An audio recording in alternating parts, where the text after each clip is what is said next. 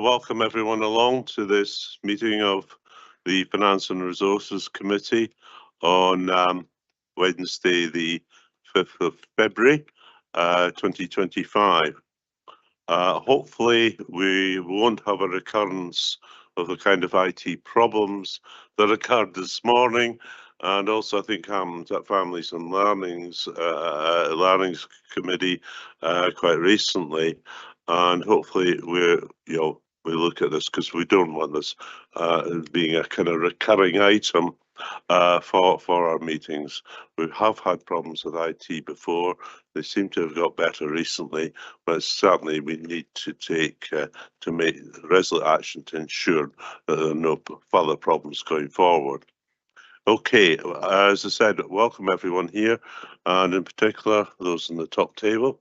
And as per usual, going from left to right, Scott Walker, our strategic leader in finance, Grant Lane, both as vice convener of this committee and as council leader, Kirsten as clerk to the committee, Lisa Simpson, and Lisa, welcome back, and head of legal, and also Claire Mailer, and as Deputy Chief Executive.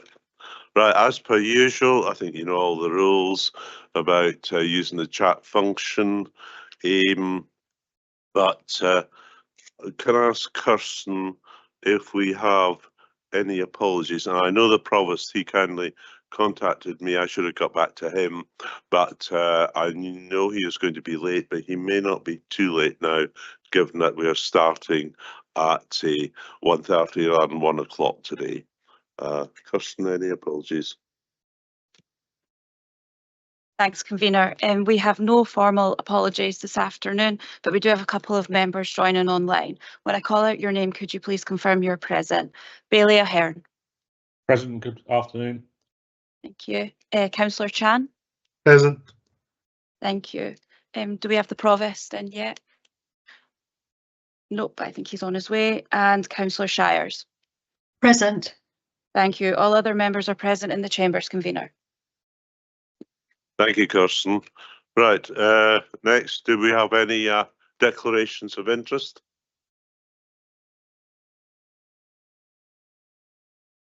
There being none, I would point out I'm a trustee of Culture Perth and Kinross, and that comes up later in the agenda, so I think it's right to point that out, but it's a more general statement. Proceeding, the next is the minutes of the last meeting, and that's the meeting held on and that's minutes of this committee, and that was held on Wednesday, 20th of November. Can we approve those minutes? Councillor Barrett. Thanks, convener. I just wanted to ask if it was possible to get a progress report on item 8 of that meeting relating to the Drummond Arms Hotel, and also seek some assurance that there has been no change to the council's decision there, particularly in the light of the somewhat delusional remarks made by the chair of the local community council on alternative uses for the site. I was actually going to take that item under the capital budget report because it's referred to specifically on point 4.1 of that. Would you be prepared to wait until? Happy to do that, convener. Thank you. Okay, that just seems sense and logical, but I hear some of your comments. Right. Anything else on the minutes? Right. Right. And Councillor McKeown also had a similar question. Right, we've approved the minutes. Also for noting are the minutes of, and it's 2 meetings of the Joint Consultative Committee, and that is on the first was quite lengthy minutes, in fact, and that the first was on Monday, the 17th of June, and then there was a subsequent meeting on the Monday, the 16th of September, 2024. But these minutes are just for noting. So I'm now going to proceed to the outstanding business statement. And there's several items here, and we're going to get updates on. Right, the first, and Lisa Simpson's going to come in on this, is on Tayside contracts. This is no criticism whatsoever of our officers, where we've made best endeavours, full stop.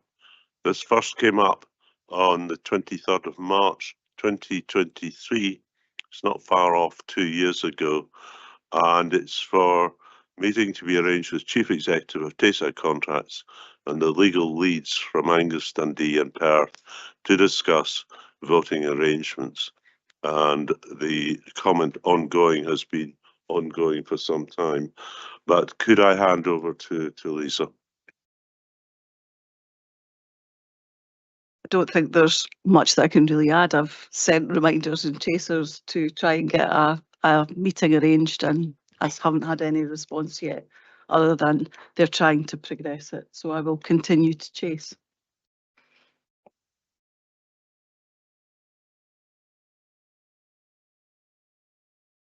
I would, if not, I certainly was a do just persevere. Maybe stamina will win out, but it's hugely disappointing it's taken so long. Yeah, it's hugely disappointing, and it's no fault of the members of PKC, members of the committee, who have been pressing at every opportunity to try and get something brought forward to change this situation, which has been ongoing for years. And I have to say that the more that we look at and the way that the meetings are now being handled, gives me no hope at the moment that there's going to be any change soon. And just keep Lisa to keep acting away, and we will try and work away as members of the Tayside Joint Board Committee. But I'd like to thank Councillor Cuthbert for all the work that he's been doing over the last, since he became a vice convener and before it, to try and unravel some spaghetti that seems to be our relationship with Tayside Contracts. Right, just looking at the chat, by the way, I see Stephen Crawford had come in to, but I'm sure you'll be coming in under the capital report, because I'm sure it's about Drummond Arms. There's a question from Councillor Stewart. Colin. Thank you, Convener.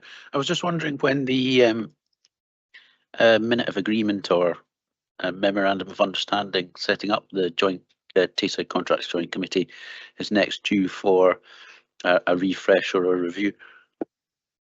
Lisa.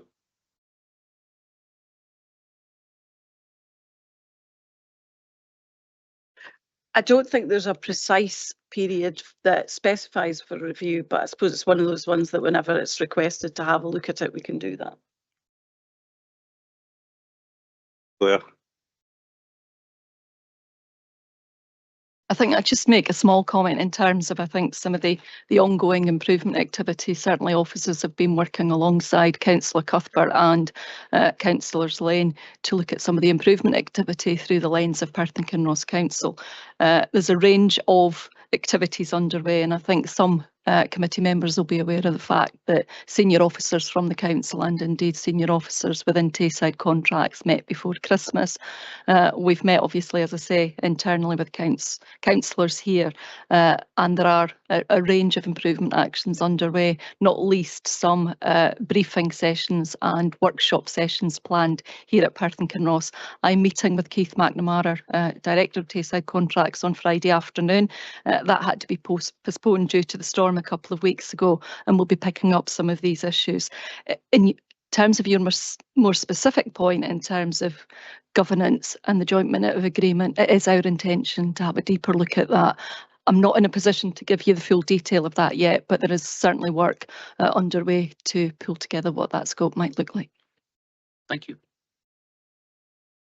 Thank you, Councillor Stewart, and I'm sure it has been an ongoing saga, but we just have to keep on trying and trying. and I think Claire there has given, as well as Lisa, reassurances.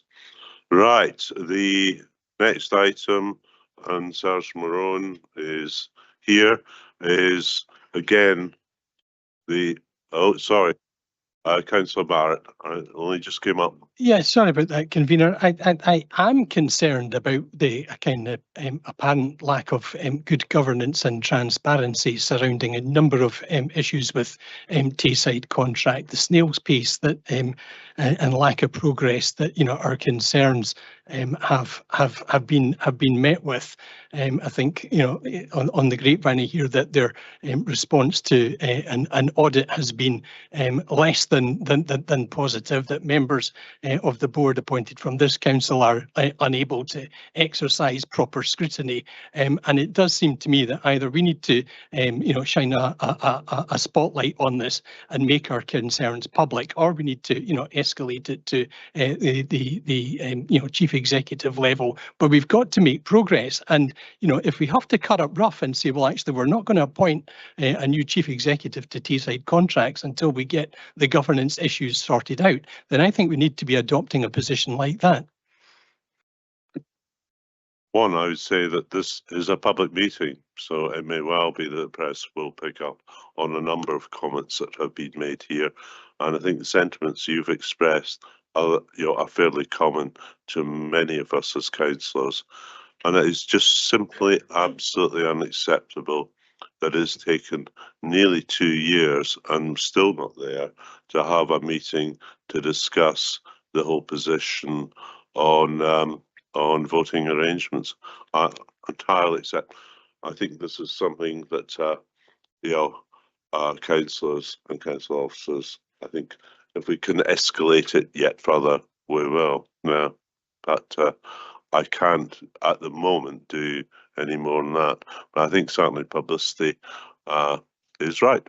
Yes, and I am not a member of the board of Tayside contracts, but I do understand there were real problems with the recent audit report, and so there's a question of transparency and accountability. I think that matters. Okay.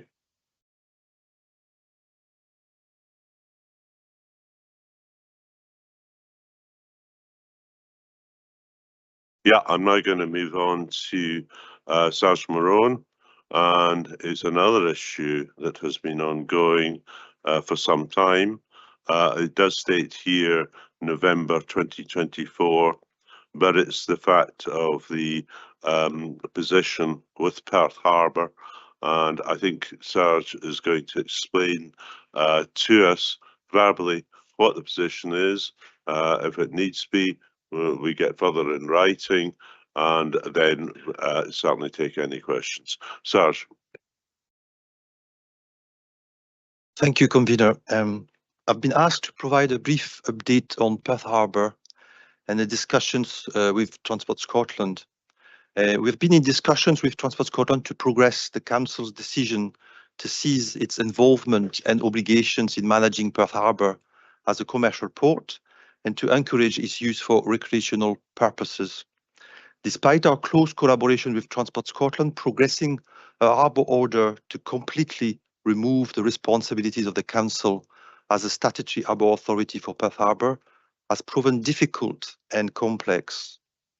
However, through a renewed dialogue with Transport Scotland and while still implementing the council decision, we believe it would be simpler and quicker for the council to remain the statutory harbour authority for Perth Harbour, retaining only essential responsibilities to allow for recreational use. And this is the solution we are proposing now, and to progress that with Transport Scotland with the aim of moving to public consultation as quickly as possible. I hope this provides a useful update. Thank you. Okay, thanks, Serge. Do we have any questions? Billy, yes, Billy Ahern. Chris? Yes, thank you. As the current chair of the Harbour Board, we haven't met since the decision was taken by full council to close the harbour. Are we going to, based on the what we've just heard from Serge, that there's still going to be, the council still going to be responsible, are we going to dissolve the board, or is it something that just falls off into the distance? Or is it something that needs to be formally dissolved, or do we wait until such time that there is a permanent solution to the harbour? I think both SARS and I suspect Lisa, yeah, might well want to come in on this. SARS. Thank you for your question, Billy Aaron. You're right. The board has not met for a long time now. The status of the board, was effectively more an advisory group to effectively the then executive director who had the delegation from the council. So, but obviously there may be an opportunity to clarify the situation going forward if we are going on the basis of retaining some statutory harbour authority responsibility for recreational use, and to see how this can be governed in a proper way. But I will liaise with the strategic lead for legal to make sure that we have the proper governance in place going forward. Chris.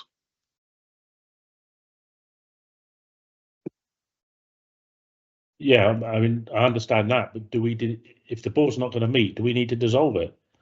I mean, you say we were advisory. We still had a legal obligation when you went through the Marine Code, and we all had to sit and understand the Marine Code and how we were affected by it. But if we're not going to do that, do we need to not formally dissolve the board?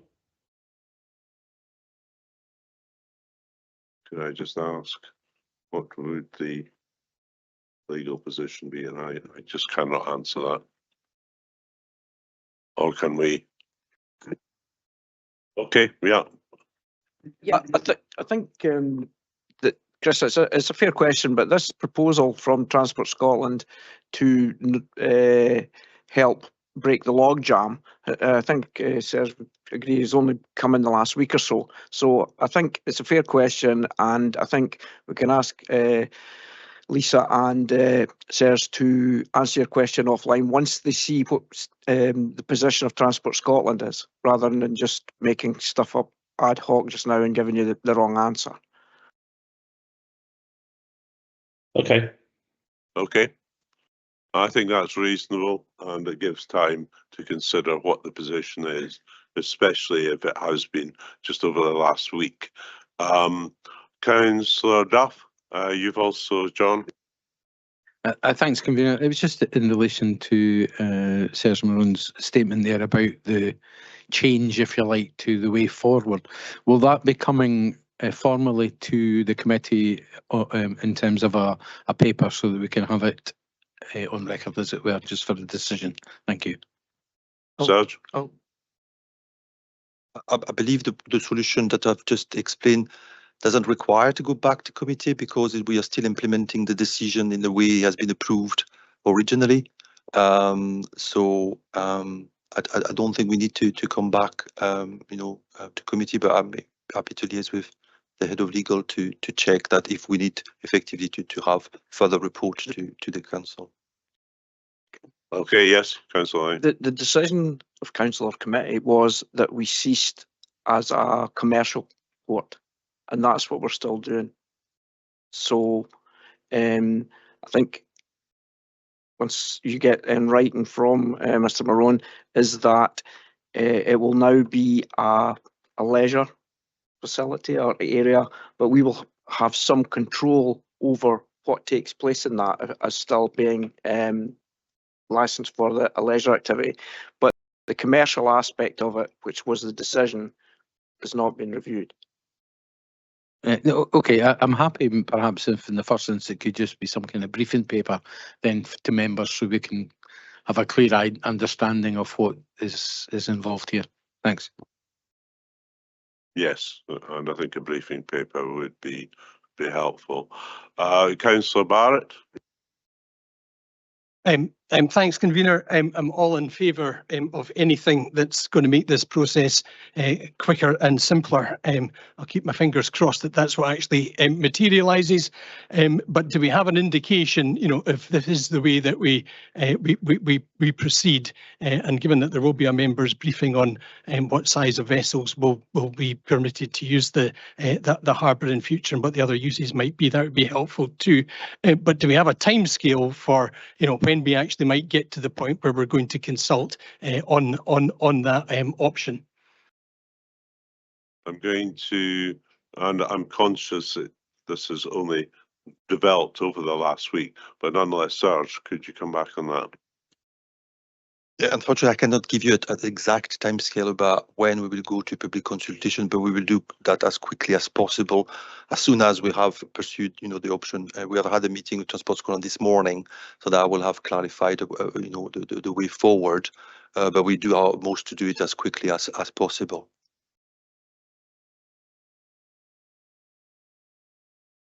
Convener, can we leave this on the outstanding business statement so as it's revisited at every committee meeting moving forward until we get a resolution?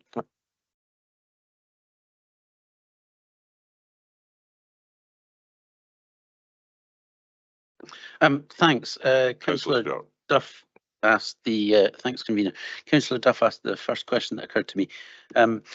In terms of any briefing note circulated, if the council is still a harbour authority for even if it's for leisure recreational use of the harbour, and part of the original reason for closing the commercial operations was the financial loss that was being sustained. So could we check on an ongoing basis what the costs to the council would be? Fair enough. And again, hopefully these matters of substance can be covered in a briefing paper. And I think we need to revisit, you know, in the light of changed circumstances, and hopefully we can do this reasonably expeditiously. But I think it's right to look at it and, you know, cross the T's and dot the I's on this. Right. There being no further questions about Perth Harbour, I'm sure there may be others to come eventually. The other outstanding business item is on the Alio review. Charlene Guild is going to report on this. She's online. So Charlene, could you give us a verbal update?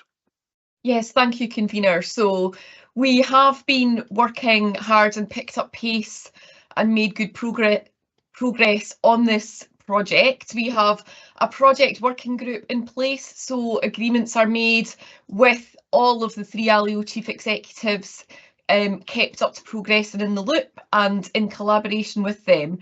We're currently progressing an options appraisal for members. We will be looking at picking up on this from around March and reporting back in full to council in September, and that will actually be a full options appraisal with recommendations. Before that date, what we'll also do is give a transformation and change programme update, which will have details around the Alio project, to Finance and Resources Committee in April, and there will also be an opportunity for elected members to attend a more informal briefing around the Alio's project before then as well. We're running on timescales, so I believe the timescales that Fiona Robertson had brought to full council back in December 23 was early 2027, and we are continuing to head for implementation and conclusion of this project on that date. Okay, thanks, Charlene. I think clearly it's a matter that will be kept on the outstanding business statement. I'm not sure the timescales on all of this, but for our next meeting of F&R at the end of April, then yes, it should be on that business statement, and any progress that's been made, members will be updated on. So, is there any further questions? Any questions on that? Right. The only remaining item that has been completed, and that was the position on the Cranach Centre. And I'm now going to proceed, if we can agree that we completed our consideration of the outstanding business statement.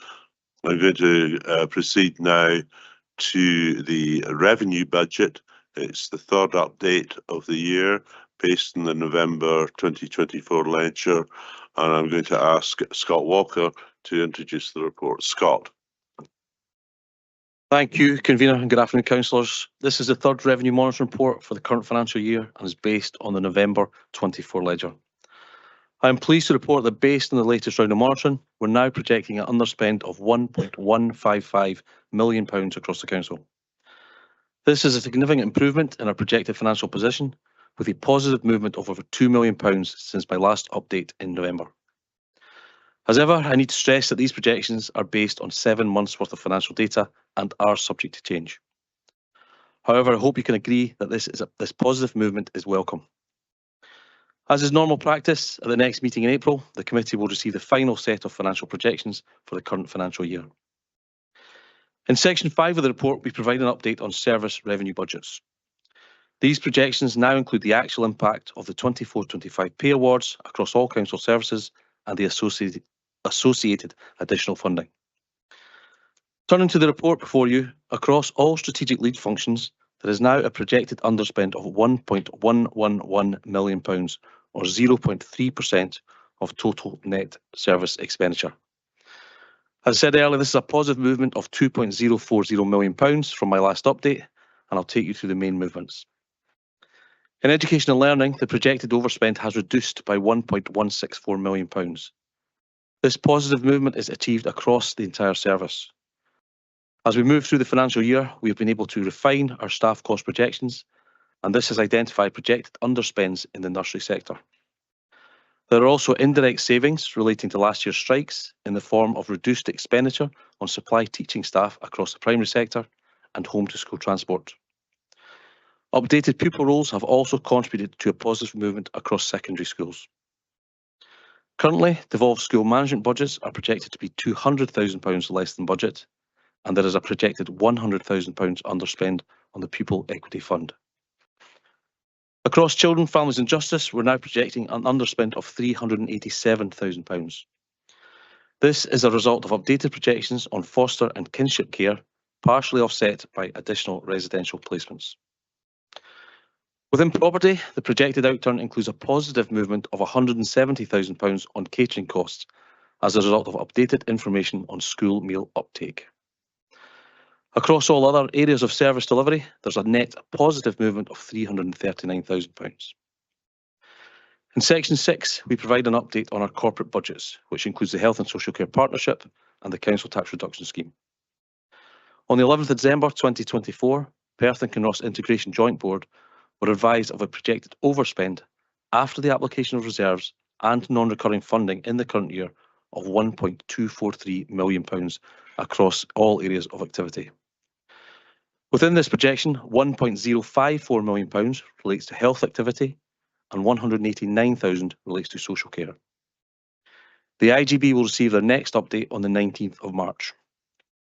Appendix 3 to the report provides a high-level summary of the current year position and the financial recovery mitigations identified to date. There remains a significant risk in relation to future year budgets if recurring mitigations are not identified. The committee will receive further updates as they become available. Demand for the Council Tax Reduction Scheme remains high, and despite the increase to the budget this year, we're still projecting an overspend of £150,000. Section 7 provides an update on council tax and non-domestic rates collection levels.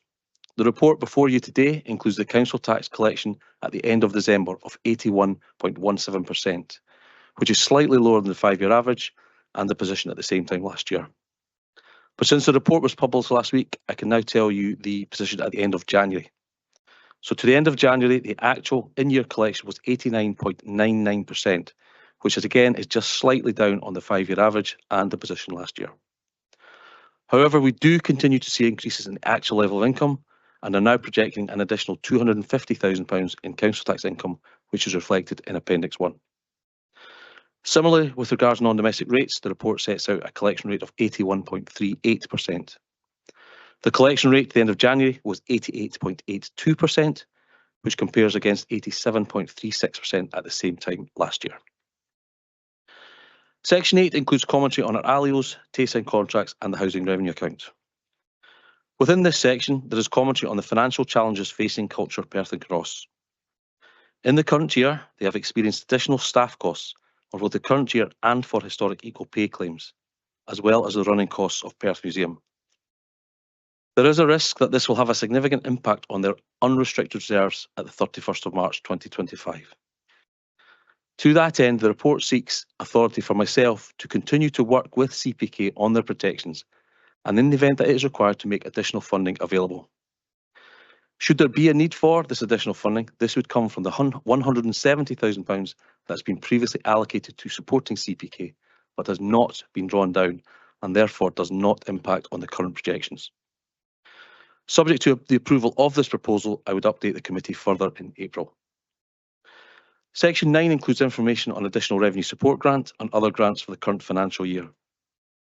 The confirmation of funding for teacher numbers and for teachers' pension contributions deals with two of the risks that I've identified in previous reports.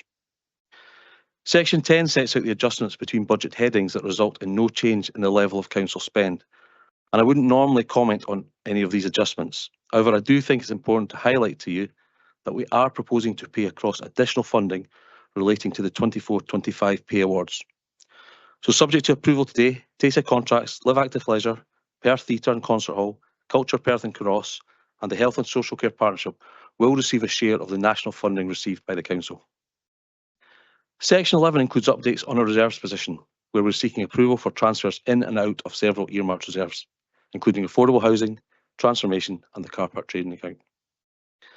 Elected members will also be aware that the Council has lodged an insurance claim for the costs incurred following the cancellation of last year's Christmas lights switch on weekend. The outcome and timing of the claim is out with our hands. However, should we receive an update before the end of the financial year, approval is sought to earmark any receipt to support future events. The report also seeks your approval to transfer the direct savings from the strikes that took place last October to unearmarked reserves. It is estimated that this will increase unearmarked reserves by £883,000. On the basis that the proposals within this report are agreed, we're projecting earmarked reserves of £27.959 million and unearmarked reserves of £17.979 million, or 3.8%. Finally, Section 12 includes a section on financial risks, updated to remove the two identified earlier in my remarks. Convener, as I said at the start of my remarks, I'm pleased to be now reporting a projected underspend to the committee. I had previously assured the committee that officers across the council would be putting in place measures to address the projected overspends reported previously, and that the impact would be reflected in future updates. We're now seeing the impact of these measures. Given the pressures on staff and the challenges facing council services, this is both welcome and impressive. So I'd like to place on record my thanks to all staff across all council services for their efforts to date in improving the council's financial projections and the measures that they will continue to take. Colleagues and I are happy to take any questions. Thank you, Scott. And are there indeed any questions? I'm looking on system here. Councillor Stewart, Colin. Thank you, Convener. In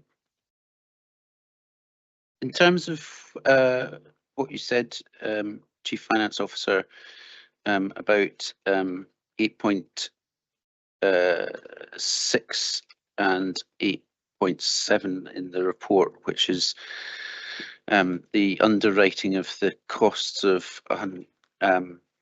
relating to the opening of the museum, particularly the cafe, of £170,000, and delegating responsibility to you. Does that mean that but you were also talking about the sustainability of Culture Perth and Kinross at the end of the financial year? Does that mean that some of that £170,000 could be allocated to costs other than the setup costs for the museum and the cafe? Yeah. So my understanding is Culture Perth and Cross are running at a deficit that exceeds their budgeted deficit levels. Therefore, that's going to eat into their levels of unrestricted reserves. So this funding will be available to basically show that they are a going concern as at the 31st of March 2025.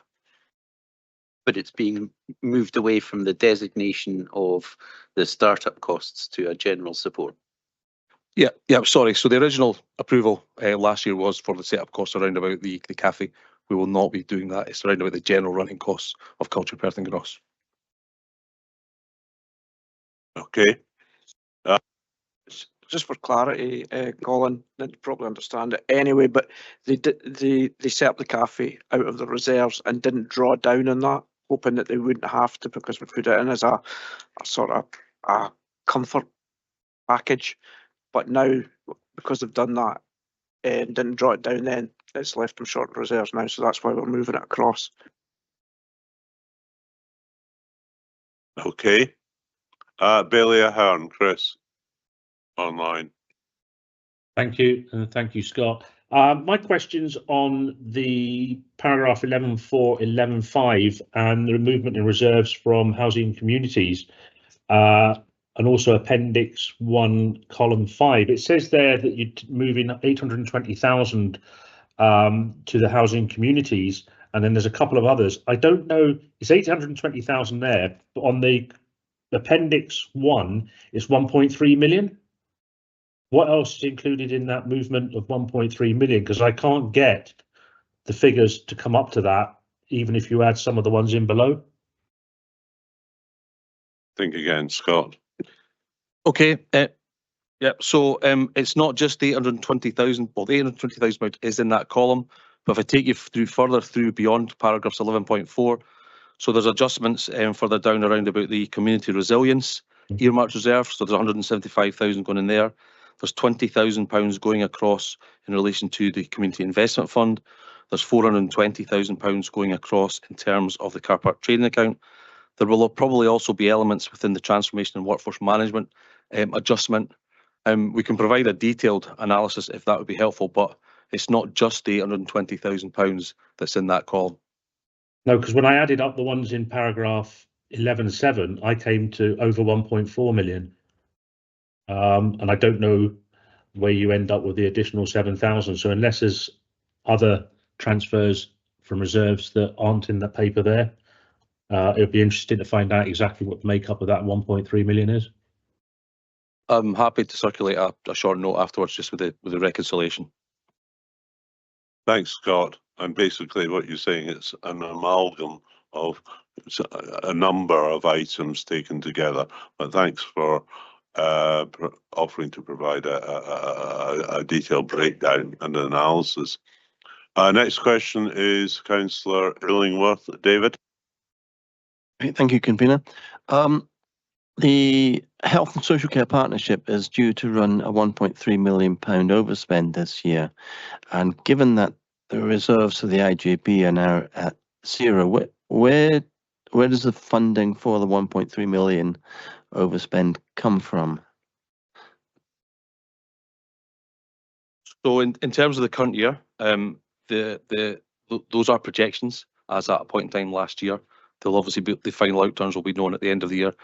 But in simple terms, the headline figure of £1.2 million, 1.1 million of it would fall back on health services under the terms of the agreement between the partners, and 189,000 right now could fall back on the council. But those figures will be refined as we get through the financial year. Great, thank you for that. Okay, thanks. And I'm sure there will be further on this. Councillor McEwen, Tom? Thank you very much, Convener. Appendix 4 of the paper has the outrun for the housing revenue account, and there's one line in that I would like a wee bit more detail on. It's about income. It's a projected additional income for mainstream rents. You know, we know how many houses we're building, we know how many houses we've got and what that general rent creates. I suppose the only variance in there is our buybacks. Is that the reason why we're getting more money in rent, because we've got this unprojected increase in housing stock? So you're right, the buybacks will be an element of that, but I'm wondering if any colleagues, Caroline, Franz or Stephen Coyle, are you on line to provide a bit more detail on that one? Hi, Scott. The variation, the additional income is the result of the difference between the budgeted stock levels that we projected when we set the current year budget compared to the actual stock levels now.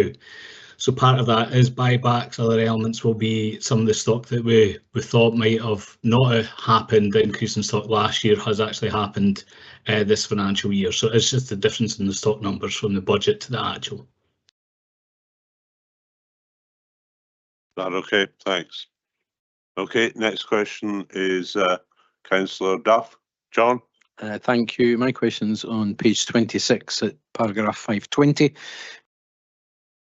There and £100,000 different, I think I'll say it that way, due to a shortfall in commercial waste income. I just wonder if there's a particular reason for that, or if that's just that our target for commercial waste is not being met. Thank you. So I assume it's market conditions, but again, Caroline, have you got any more insight into that variance? Hi, Scott. Thanks for the question. The 100,000 is actually a net position, so the commercial waste shortfall is about 200,000, and there's savings in our fuel of 100,000, and that's why there's a net 100,000. The commercial waste shortfall is very similar to what's been reported to committee over the last few years, and I know that Fraser and his team, it's an area that they are looking at. I'm not sure if any of my service colleagues are on the call, if Nigel or Pete might be on the call to talk about the service part. No, doesn't look like it.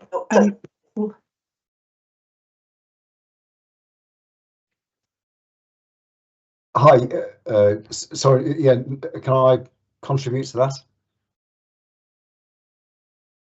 Right. Nigel, yeah, Nigel Taylor, right, Nigel. Yeah, sorry. So yeah, just to say that the fuel element of that, the underspend has been created by the fluctuation in fuel prices, and the fact that diesel has been at a lower price than budgeted for. So that was the reason. Thanks. Okay, that's sufficient. All right, Deputy Provost Parrott, Andrew. Thank you very much. I'm on page 44 of the table, Appendix 2.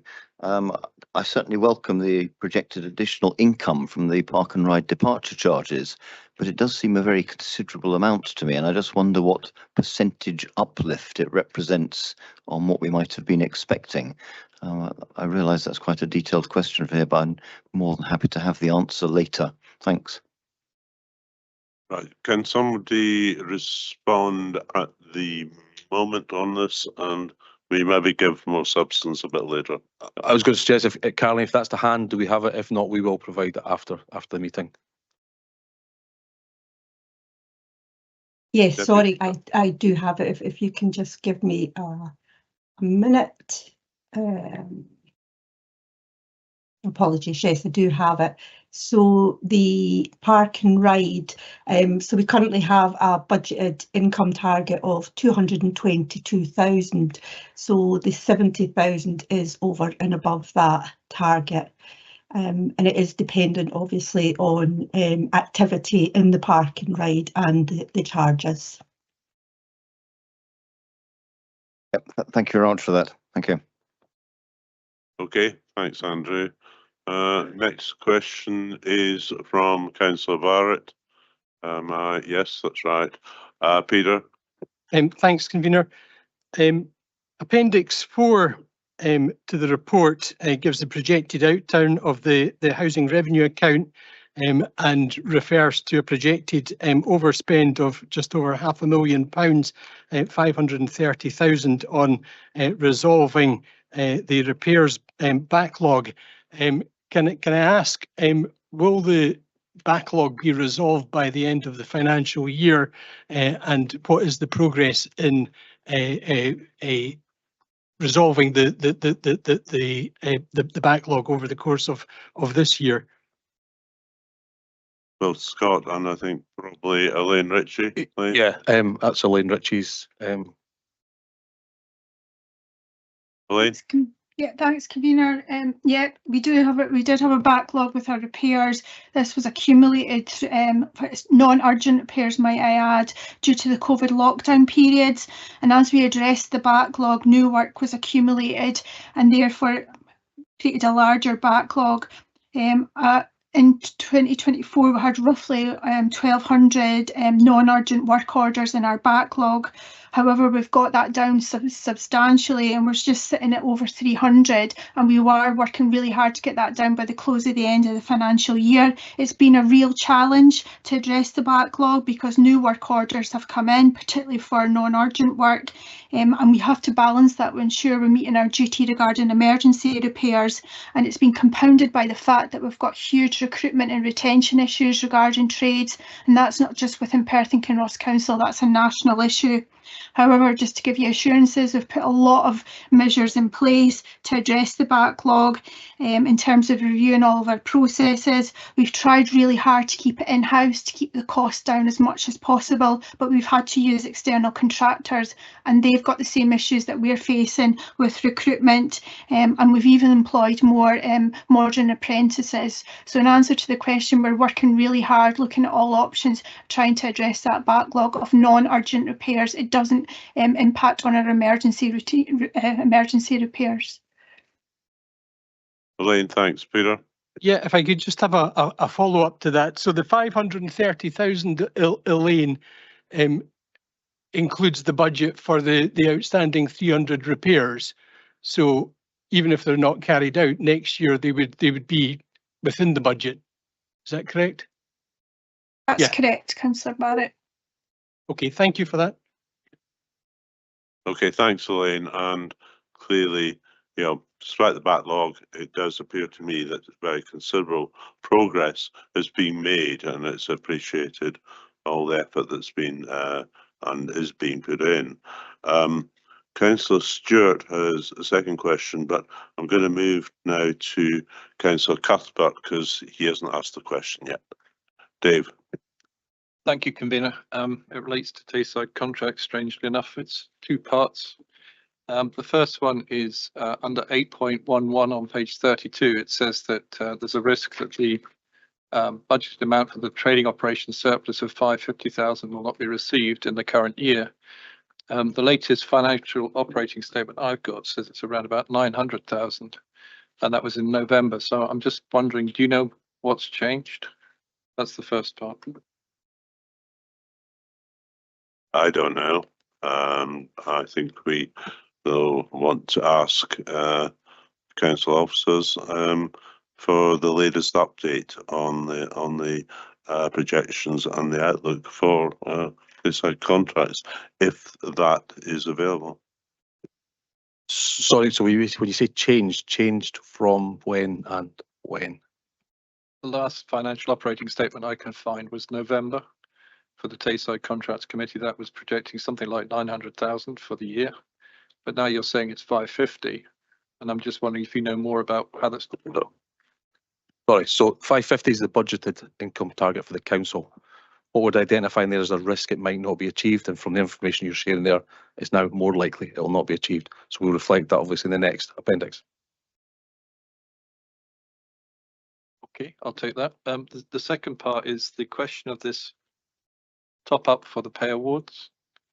I'm concerned that the way that this is being operated, and I'm just wondering, are we certain that we're getting the right amount from the Scottish Government to cover the Tayside contract staff that are employed in Perth and Kinross? So I have sought assurances from COSLA that Tayside contracts are part of the national calculation, the cohort that works out the cost of the pay award. I have requested details of that calculation so that I could share that with elected members. That's not come through to date. I will keep chasing because I think that will be the best way that I can demonstrate to you that it is part of the calculation. But I have that assurance from COSLA. Yeah. I think the confusion there was Dave was saying that the latest trading statement said there's a £900,000 profit in November. So if that was still to go up, there was a possibility that the 550,000 would be achievable. So sorry, the 900,000 is across all three councils. So we would only pick up 41% of that which would be less than the 550,000, which is what we would then reflect in Appendix 1 in the next report. That make sense? Dave? Yeah, just to say that I'm slightly confused. I mean, this is Tayside Contracts is a committee of the council, so I would have thought they would feed the figures to you so that you could incorporate them in here, and that doesn't seem to be happening. I'm a bit confused by that. We receive the information that goes to the committee, so you passing on the information to us is helpful, but we would not be able to share detail before it went to the committee because it's Tayside Contracts information in the first instance.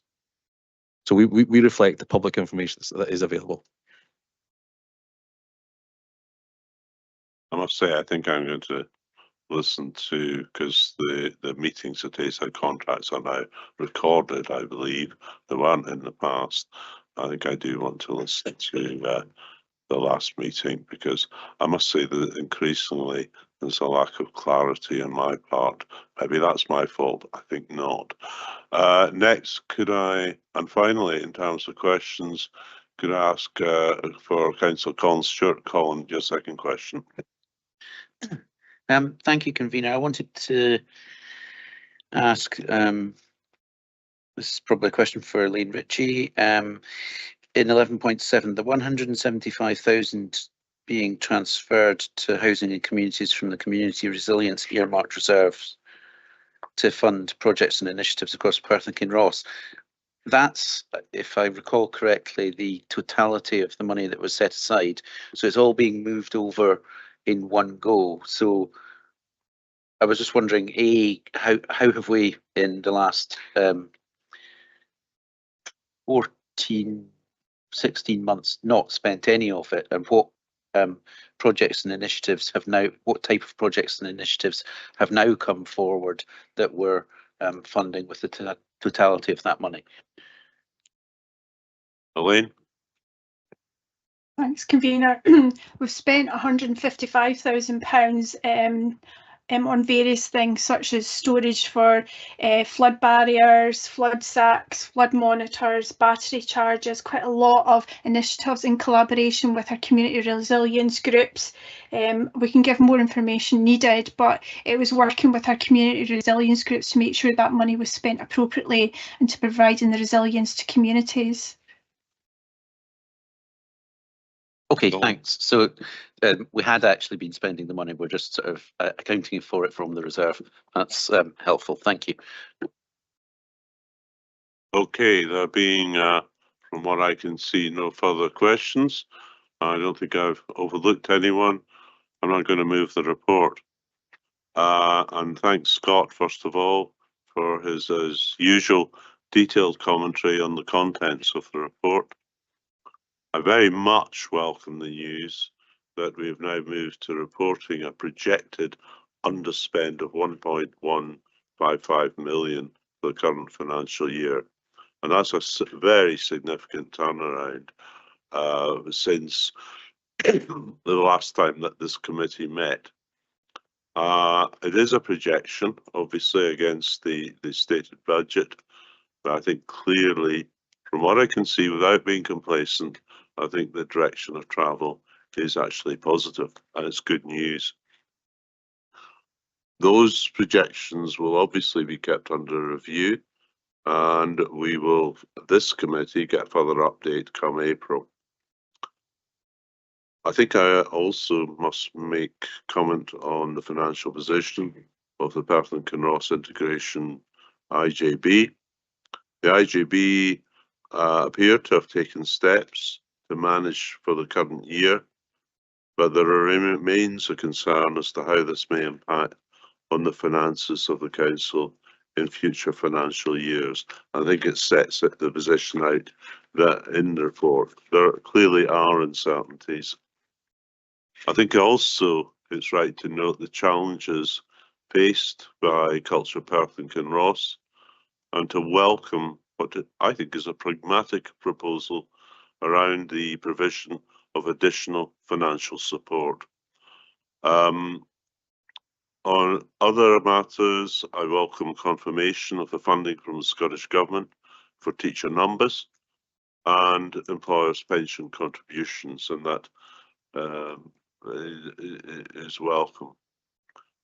Whilst it might also be a small amount, and it is a small amount in relative terms, I welcome the funding of just under 30,000 from the Scottish Government that allows us to write off school meal debt.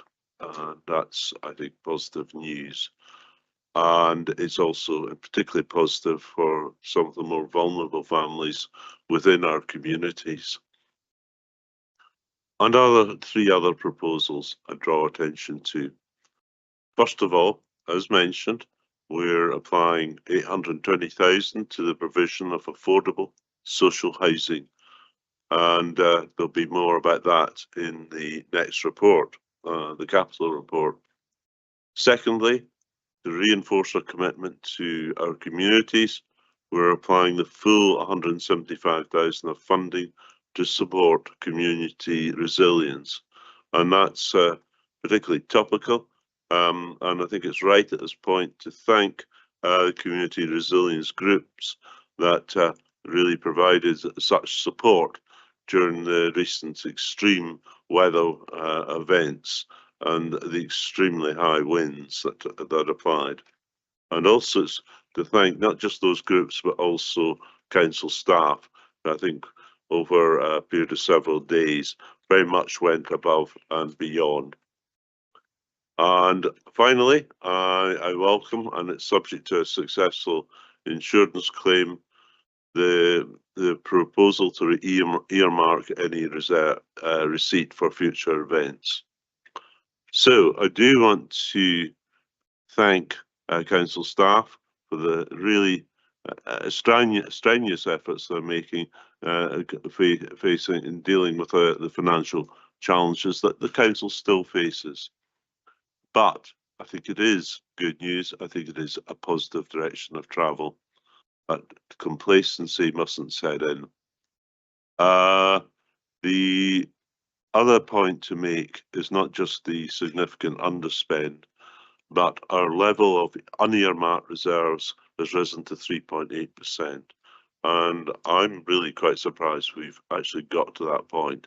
Our reserves policy is generally for between 2 and 4%.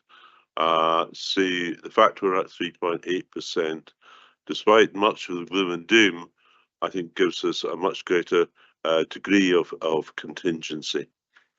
So finally, just once again to thank the Chief Executive, to thank Scott, to thank staff across the whole council for their continued efforts, and I'm sure other elected members may want to comment in just a minute, and we'll get the final update on this report in April. I move the paper, and can I have a seconder? Yeah, apologies for putting comment up. I forgot I was actually the vice convener of this and got a chance to speak. So it must have been from this morning. I forgot where it was. But yeah, I'd like to reiterate everything you've said, and I'd like to thank our staff and officers across the team that have managing to keep us so close to budget and actually underspend. When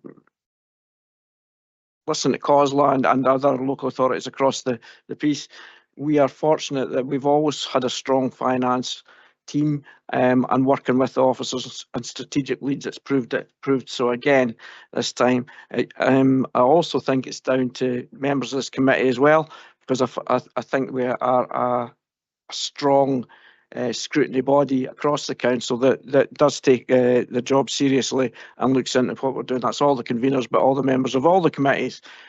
And I'd like to transfer that into some other partners that we work with, that we can do scrutiny to the same level and get clarity on where the position we're in. So again, I'd like to thank officers, can go through it all, Scott and his team, obviously, who were been very helpful in the budget situation that we're in just now, preparing the budget, but all officers across the council, but also all elected members who are working hard and taking part in scrutiny. So thanks everybody, and that's why we're in the rude health compared with many others as a local authority in Scotland. Thanks, Mark, Grant. second. Thanks. Thank you, Grant. Councillor McEwen, Tom. Thank you very much, convener. I always talk about how good a housing and communities team that we have, which as convener is easy to do, I suppose. But I think this paper does give us some insight into the working efforts from that team. We've had questions from myself around about the buybacks, we've had questions from other councillors regarding our repair service and regarding the communities team. And I think it's only easy to say that we have a good housing team because of the team itself and the hard work that they do. The repairs issue was a huge amount of adversity that they've had to deal with. The buybacks fills a hole where house builders have been building less houses. So every time this team comes up and has a challenge that they have to face down, I think they work in any way they can and with any dynamic they can get and any funding they can get from any source to take things forward for Perth and Kinross. And I think they're an amazing team that do amazing work for the people of Perth and Kinross. And I think we always need to take these opportunities to say that. Thank you. Thank you. Councillor Barrett for comment. Peter? Thanks, convener. I don't think I can outdo Councillor McEwen in his praise for the housing team, and I'll not try. But I think the council does have a reputation for sound financial management, as you alluded to in your moving of the report. And I think the command of detail that Ms. Ritchie has over her brief inspires confidence as well. So thank you for that. I recall the comments that you made in commending the Scottish Government for removing the lack of clarity over the risks that the council faced with regard to the pupil-teacher ratio and superannuation. But as usual with the Scottish Government, convener, what they give with one hand, they take away with the other, and the clarity in terms of the pupil-teacher ratio is still met with the lack of clarity over the teacher numbers and the mitigations and the failure of the Scottish Government to provide the clarity and detail and even a response to councils on the mitigation information that they'd submitted. However, that kind of pales into insignificance when you consider the enormous pressures that the councils across Scotland will be facing with regard to the Cabinet Secretary's proposals for the reduction in class contact time, and we've seen figures of upwards of £200 million across Scotland, which there is no funding for in the budget, and a Cabinet Secretary who seems to be hell bent on driving this process forward, despite not having fulfilled the requirements of consultation under the human rights of the child with children and parents. So there are severe challenges this council is going to face with the implementation of reduced class contact time. Certainly it's going to be really, really difficult if there's no funding for this, far less all the logistical and implementation hurdles that have to be overcome if that's the start by the start of the new term next year. Thank you. Okay. Thank you for your comments. Councillor Duff, John? Thanks, convener. Just a brief comment from myself. Just to thank Mr. Walker and his team for the report. As always, well set out, and also their knowledge of their brief, as was said there, in that when we ask the questions, we tend to get the answers that we're looking for. So it's good that they have a wide understanding of the subject matter. But obviously, later on this month, we will have a discussion about the budget going forward. There are still many challenges in front of us that need to be addressed. So thanks in the meantime for the report. Thank you. Thank you. Deputy Provost Barrett, Andrew? Thank you very much. It's very interesting to note that 30% or slightly more than 30% increase in the takings from Broxton Park and Ride, but that's indicative of the intense competition there is at the moment on the long distance coach services between Scottish City Link, which is a third stagecoach and a Singaporean enterprise, Flixbus, which is McGill's by another name, Ember, a local startup, and Explore Dundee, which is McGill's by another name.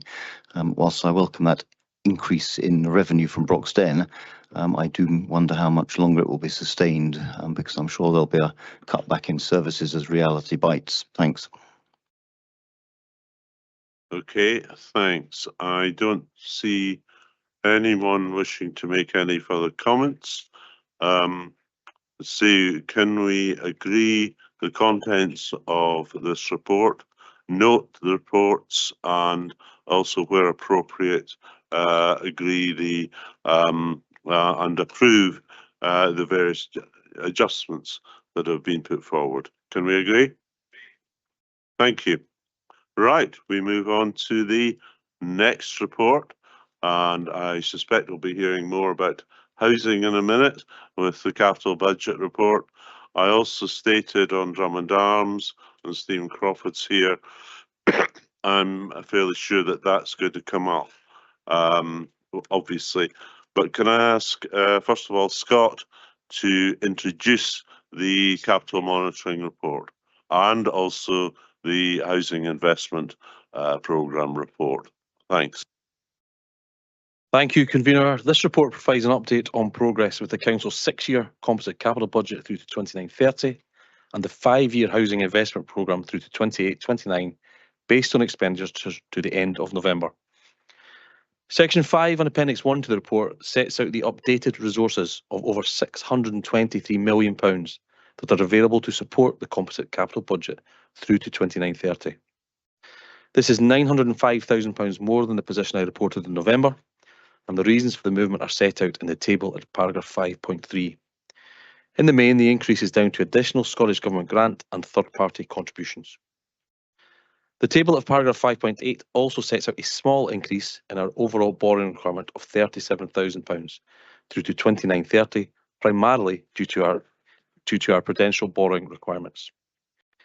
Section 6 and Appendix 2 sets out progress on the delivery of the composite capital programme by strategic lead, together with some recommended adjustments to the budget.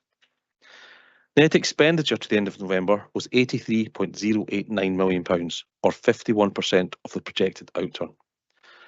This level of spend is consistent with last year and underlines the consistent progress being made on the delivery of the composite capital budget. Within this section of the report, I'm also proposing a change to previous practice, which is set out in paragraph 6.1.3. Going forward, any underspends on completed projects will be returned to the programme and held as unallocated pending further consideration by the committee. Adjustments in the environment and infrastructure portfolio are set out in section 6.2. The adjustments are in the main rephasings of approved budgets to match expenditure plans. The largest rephasing relates to the Comrie Flood Protection Scheme, where I'm pleased to report that physical works have started. In addition, this section includes the grant and third-party contributions I referred to earlier towards road safety and structural maintenance, respectively. At paragraph 6.3, we provide an update on economy, development and planning projects.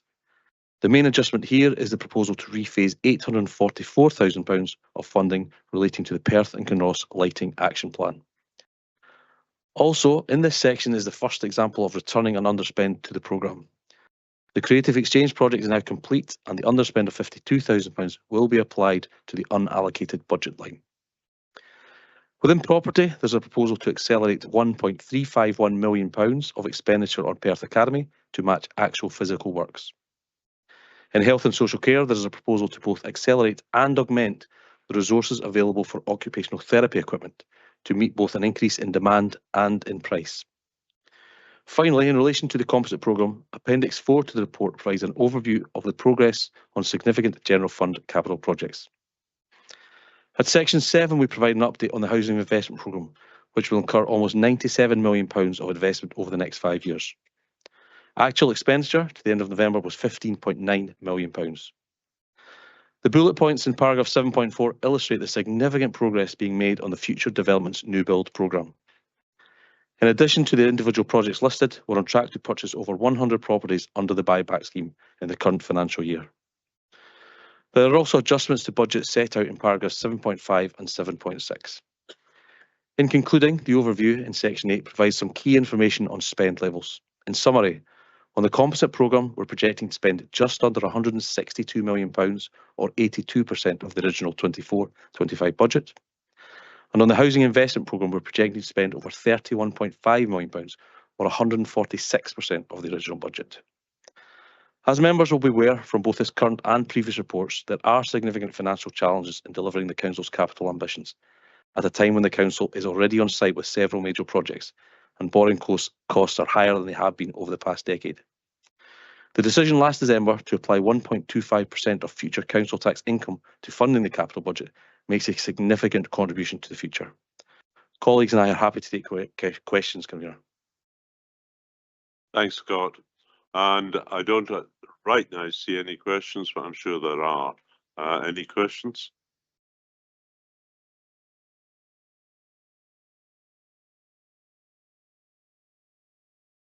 First of all, Councillor Duff. John. Thank you. Just let me scroll back to the. It was just on that change to accepted practice you were talking about there at 6.1.3 on page 62 of our papers. Are there any projects that are currently in that position at this point in time, or is this, or will you be bringing these projects to us in future?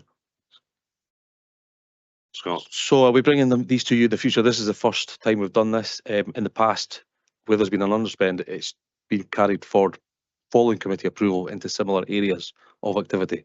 However, I want to create an unallocated line so that we can bring it back and apply it to whatever the priorities of the committee/council are at that time. So this is the start of a change in that process. Just to be clear, you will bring some of these to us in the future paper, and that money will be agreed at this forum. Yeah, I mean, any future underspends on Project X or Project Y, we would bring them back here for your approval. Thanks, Scott. And I think basically it gives us a greater flexibility and leeway on our capital programme, and we can adjust to circumstances more rapidly and efficiently. Councillor Ling, Grant. Yeah, thanks, Convener. It was just for clarity on that. So the idea behind that, instead of capital sitting, waiting to find something that was in the envelope of where it was before, it can be brought back and allocated sooner in a more targeted way. Is that kind of what you're saying, or am I getting that wrong? So in the past, where there's been underspends, officers have brought proposals back to this committee, and traditionally they've just been rolled forward in that same area of activity. I want to just stop that and create this unallocated budget line, and you can apply it when it is required. And we're not saying you need to apply it right away, but it will be there should it be required in the future. In a different area. In whatever's a priority at the time. Yeah. Right, next question is Councillor Barrett. I see Councillor Duff has a second question. We'll come to that in a minute. But Peter, your question, I think I suspect what it will be about, but on you go. No, I was saving that for later, Convener. So the question was on the, so paragraph 7.5 and 7.6. 7.5 refers to 41,000 for lead pipe removal works. Just wondered what was the prevalence of lead piping within the council housing stock. And 7.6 refers to £500,000 for multi-storey works being reprofiled into the into next year. Delays and slippage in the multi-storey works is it's an ongoing issue and concern for me. And what confidence do we have that this £500,000 will be spent in 25-26? I think either Elaine Ritchie or perhaps Stephen. Convener, I can take the Elaine, lead pipe. right. Yeah, sorry, I can take the lead pipe question. So lead pipe was identified in 3 separate addresses following a burst pipe in a particular area and quite intensive investigations.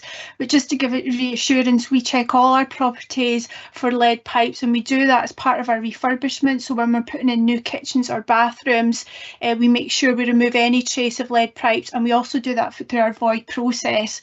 So it's a minimal amount, but we can come across it, particularly in our older type of properties. Stephen will be able to answer the one in terms of the anticipated cost. Stephen Coyle. In terms of the multi-storey works, we have a budget left of about £300,000 this financial year, and we're anticipating that that spend will be fulfilled this financial year, and the remaining budget of 1.5 million is moved to 25-26, and I think we've now got some costs from the contractors, so hopefully the works will go ahead and hopefully all that will be spent next financial year. Okay, Peter. Yeah, I was looking for a bit more than hopefully, Convener, but I'm happy to pursue that. Okay. And on the system, I've got no one else. Second question from Councillor Duff. John. Thank you. It was in relation to paragraph 6.4.3, but having read it again, but I think I just want clarification on that. It says that following the cessation of trading, the contractor that works on site have been halted and only ongoing design works anticipated for the remainder of the year. And then it goes on to say about appointing a contractor or an Easter. I'm presuming, having read that again, that you're actually talking about the financial year rather than the calendar year. Which officer? Stephen, yeah.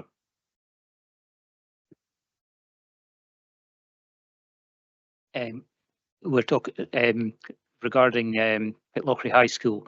Yes, the contractor did go into liquidation, and will reprofile the works. Primarily, it'll be a school, so significant works have to actually happen next year.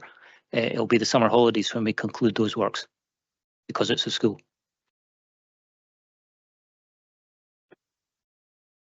Stephen, thanks. It was just when I was reading the paragraph, it said that that no works were anticipated on site for the remainder of the year. Is that, just for confirmation, is that the financial year you're talking about rather than the calendar year?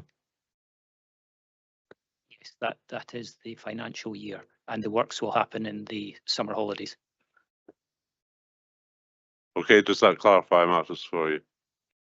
Right.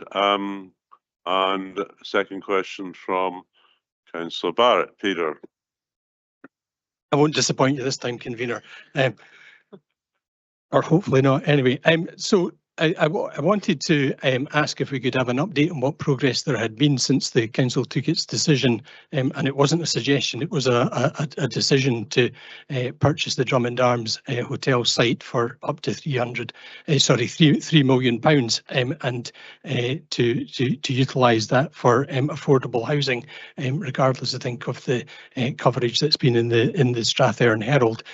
So can we have an update on how that is progressing? It would also be interesting to know if there's been a council response to the Community Council ahead of their meeting in a week's time. Stephen? Committee, I'll just update. Following the approval of the paper at the end of November, the council purchased last week from Darrell the property. We've put in place restrictions for parking and site security prior to Christmas around the building, given the dangerous building notice and the concerns we had. We've appointed a professional team, including a contractor, to deal with the dangerous building notice. That's current programme, and investigations and safe systems work are being are progressing there. Equally, in light of some of those investigations, the dangerous building notice has been extended to another part of the building after those investigations. We're concurrently applying for listed building consent and warrant for the full demolition as instructed at council. We're doing regular structural monitoring by the professional engineers, especially before and after Storm Eowyn, as we go through this process. For the listed building consent, we've actually developed draft proposals for affordable housing on the site, and again that has to be submitted as part of the listed building consent as to the use after any demolition. And I'm confident we've got a good team and process in place. The programme is at large at the moment, but we're progressing this with haste to deal with the risk, because it's very much, well, the council's and my risk to minimise the risks within the dangerous building notice. The dangerous building notice, just for members' information or recollection, it allows us to be working until June to do this, so that we've got a period from January to June to action those, and we're on programme to hit that. It's led by my project management team, and it will bring reports back to committee like this as requested. Councillor Barrett. Thanks, Convener. I think that's the really helpful. I'd be interested to know whether the monitoring of the safety of the building activities and expense that the council is incurring in doing that, as well as all the rest of it to progress the plan, does that come out of the capital allocation of the £3 million, or is that even more expense that the council is incurring as a consequence of this? Those will be charged. The professional team's time and my team's time are charged to the capital amount. Anything further? Could I just add, because Stephen, you've been in contact as well with the 3 ward members, Billy Brock, Councillor Kigali and myself, and you're going to give us an update next Tuesday. There is the community council meeting on the Wednesday. I'm not going to avoid that, but I think we need to be au fait with the most up-to-date facts. And I think there are, this is coming from residents in Crieff, especially the 70 to slightly more than 100 people that live very near to the Drummond Arms. There are understandable concerns about public safety, and it's going to be an incredibly complicated task to underfill. So, I think I've said to you already, about the, and I'm sure you will, and you've given us quite a detailed note already. I think there's a bit more to come, but it's on the timeline. And as far as we know, just how this project and sad project of demolition can actually be carried out. But Stephen, I don't know if you want to say any more. I think I would be happy once we've got a plan and a worked through way of dealing with the listed building consent. We're dealing with everything from utilities to party walls to chimneys that are coming through neighbouring properties but actually originate in the building we purchased. I would be happy to meet with all of the residents and the community there to update them on the process and the way we intend to action the instruction of council. Thanks, and yes, indeed, and I see Bailey McLaren shaking her head. Certainly adjoining properties is a real issue there. I think properties in Academy Road, but it's the fact, there's clear consultation and communication with local residents and to allay the concerns that there might be, because I think everyone knows this will be a difficult task to carry out. Right, we have one more question, and that's Councillor Stuart Collins. Thank you, Convener. I was just wondering, in terms of the progress update for the significant capital projects,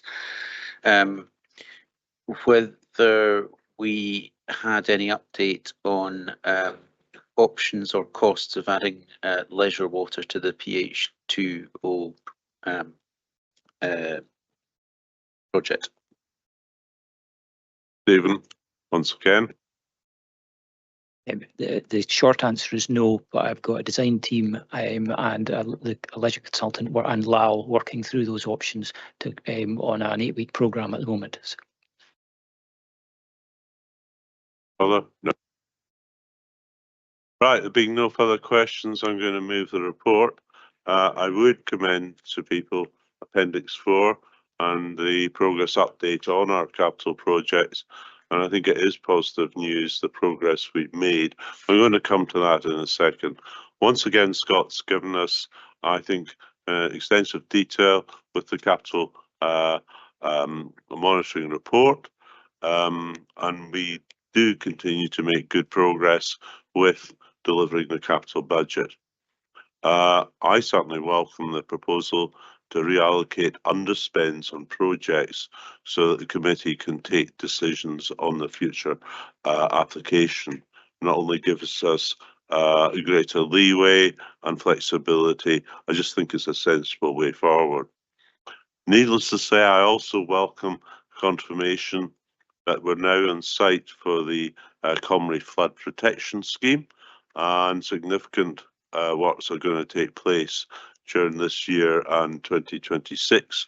And there is indeed a drop-in session at the White Church in Comrie tomorrow night from the floods team. So I think that's welcome. And they certainly, the project's been delayed and held up on a number of occasions, but certainly you can't fault that team in terms of the way they have consulted, in my view, with the community. But I think the real highlight of this whole report is the update on our new council house build programme. We're seeing affordable social housing across many communities in Perth and Kinross. We're seeing in Rattray, in Dunkeld, in Kinross, and here in Perth City, and there will be other areas. In addition, I think this is really encouraging figure. The council house buyback programme is going to almost certainly bring over, I think in the report, I think the figure is 96, but it's going to bring over 100 properties back into the housing revenue account. And again, we've been complimentary about the housing team today, and rightly so, and it's another area we can thank them for. Appendix 4, as I said, gives the usual summary of progress on the major capital projects that we have, not just with Comrie, but also with Blairgowrie Recreation Centre, with the Destiny Bridge, and there's a visit by councillors, I think, next week there, and Perth High School. And these are all going to come on stream the next 6 months or so. So I think that's really positive news for Perth and Kinross, and they're going to bring huge asset benefits to our citizens and communities as a whole. Making good progress, I think, on the delivery of almost 624 million of investment across Perth and Kinross. The report also, as I said, on housing sets out 97 million of expenditure on the housing investment programme over the next 5 years. Once again, I do want to thank council officers for all they've done, for the delivery of this capital programme. I think there's too many to mention, but we are making progress, and despite the difficult circumstances we've faced at times as a council, I think it's encouraging news, and it's something we should be more than happy about. I'd like to move the paper. Do I have a seconder? Thanks, convener. Happy to second the paper and reiterate all you've said about the teams that are bringing these projects forward. I think we're fortunate to have such talented people working for us in all these sectors. I'd like to say that the decision to take on Drummond Arms was kind of foisted on us by circumstance, but we had to rise up and take the challenge, and we'll have. And I am extremely confident that the team that we have, led by Stephen Crawford, working with others, will do a fantastic job, in which will be a difficult scenario. I'm sure that the commitment to the people of Crieff, especially those living round about it, will be that they will be kept informed with timelines, and it will be done as obviously as safely and timely as possible. And then we can look forward to the second part of the council decision taking place, i.e. of providing housing in that area. Thank you. Second. Thank you. Right, do we have any comments? Councillor McEwen, Tom? Thank you, convener.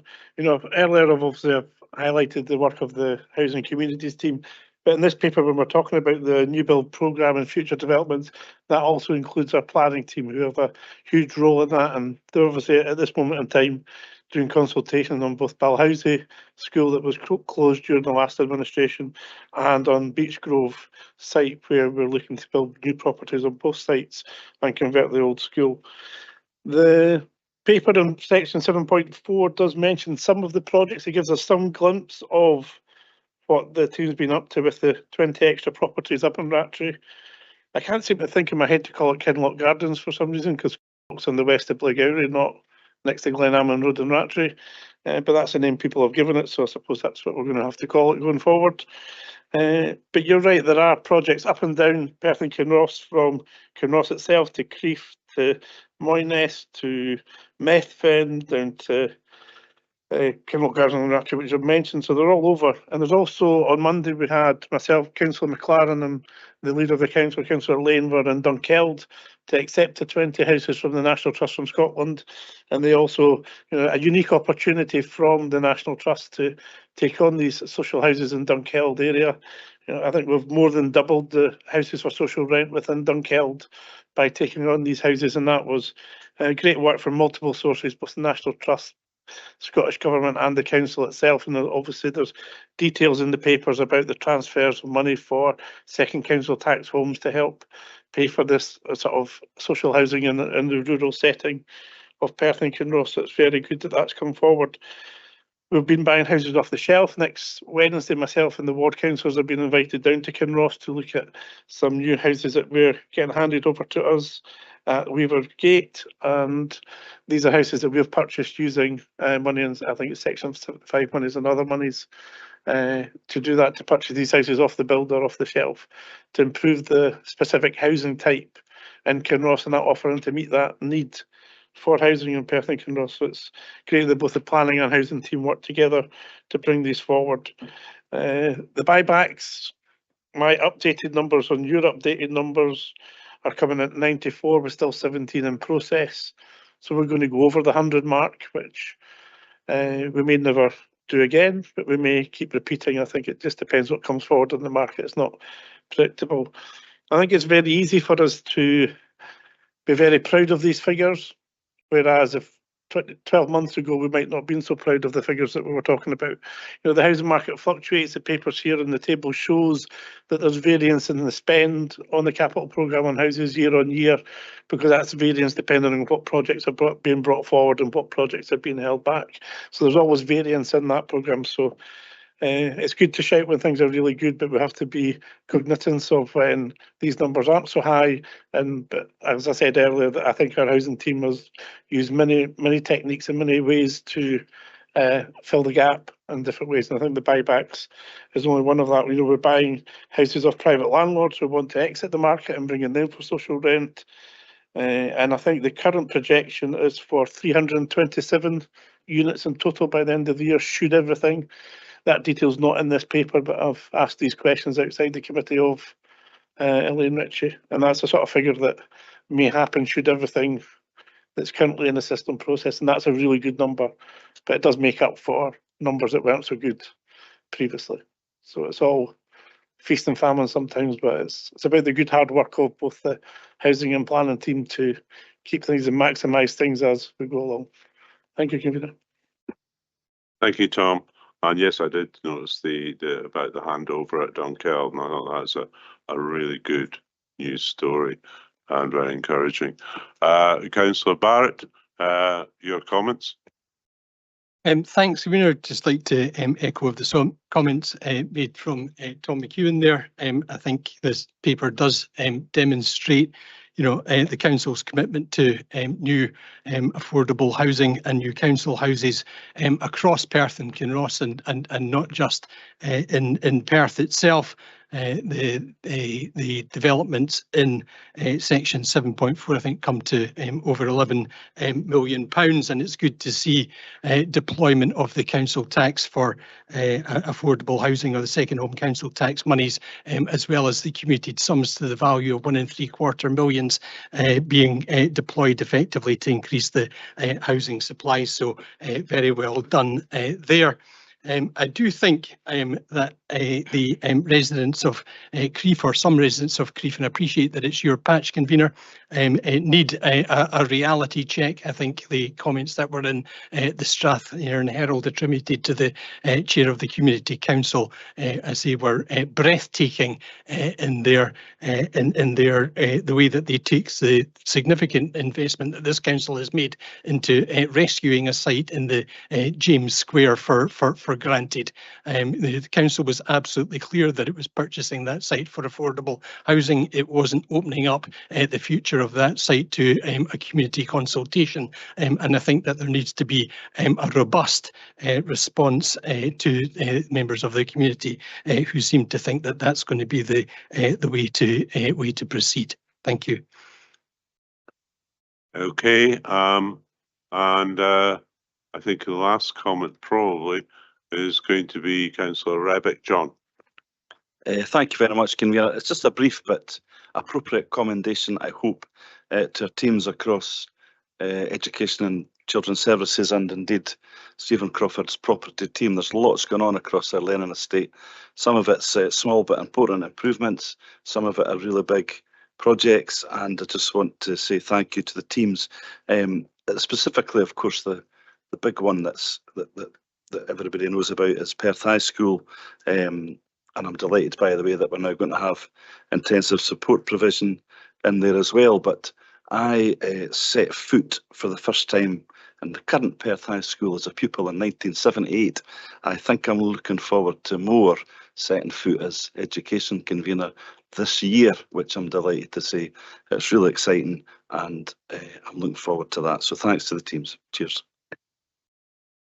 Okay, thank you, John. Councillor Drysdale. Thank you, convener. Since other conveners of committees are praising, rightly praising the work that's been done in their areas, I have to obviously add that we are rapidly approaching the conclusion of the Crossdale Link Road project, and it's opening in a couple of months' time. And I very much look forward to seeing what benefits that brings, both in the short term and the longer term, both in terms of air quality and environmental considerations in the city, but also in terms of the development of industry and business across Perth and Kinross. And it's magnificent that it appears right now to be on time and within budget.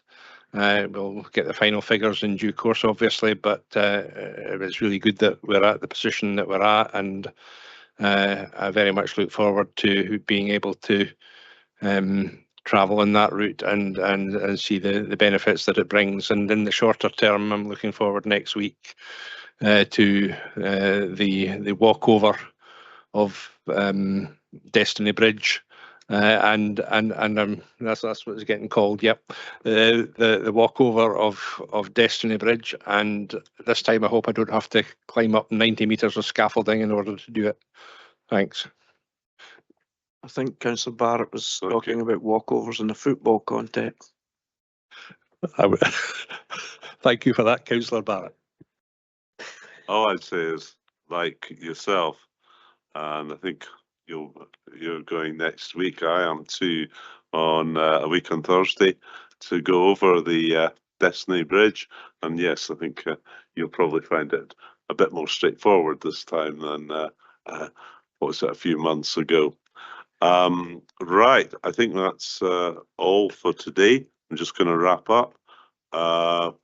The next meeting of Finance and Resources is on Wednesday, 30th of April, a little while away. I suspect we are going to be preoccupied with matters financial over the next 3 weeks. But thank you all for coming today, for your contributions, and I close the meeting. Thanks.